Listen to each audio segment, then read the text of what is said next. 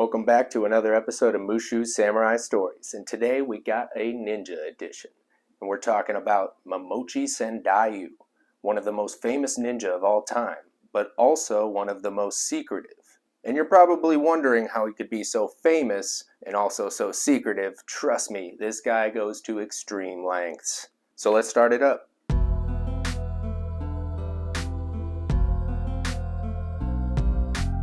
So first off, Sandayu isn't even his real name. Nobody knows his real name. So years after his death, they named him Sandayu, which loosely translates to clan elder. In some texts, another ninja clan referred to him as Tango, but no name has been totally confirmed. For this video, I'll call him Sandayu. Anyways, Sandayu was born in the year 1525 in Nabari city of the Iga province, and he came from a long line of samurai from the Otomo clan. Here's their emblem, pretty cool, gotta say. Other than that, though, there's not much on this guy's childhood or training, but he grew up to become an elusive and powerful ninja.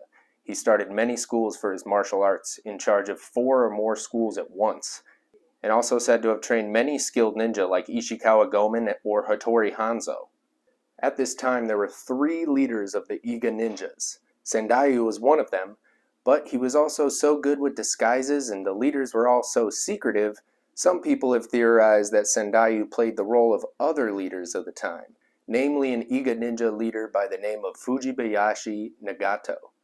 But those theories aren't unfounded, because Sandayu wasn't just elusive with his job. To prevent anyone from finding him, he had 3 different homes with 3 completely different families, each family having absolutely no knowledge of the other one, and he would just switch between these families and homes, wearing different clothes, coming with a different personality even, to further develop these characters. I mean, if this guy was an actor, he would have Oscars on deck.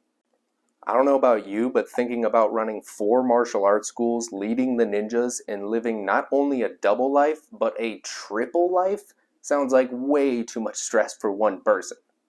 But it did keep him alive for a while, until 1581, when the new shogun Oda Nobunaga invaded the Iga province to kill off the ninja in the epic battle called Tensho Iga no Ran. Nobunaga required that everyone adopt Christianity, which Sandayu refused.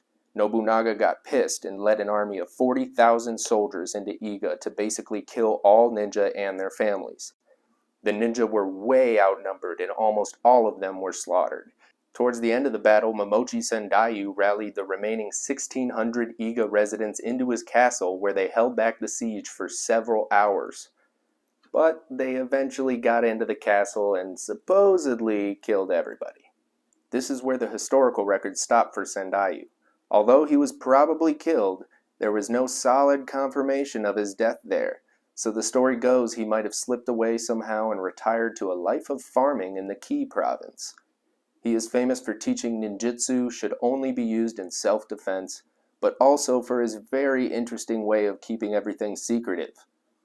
And I highly doubt we'll ever know the true day-to-day of this guy, so honestly it was pretty effective.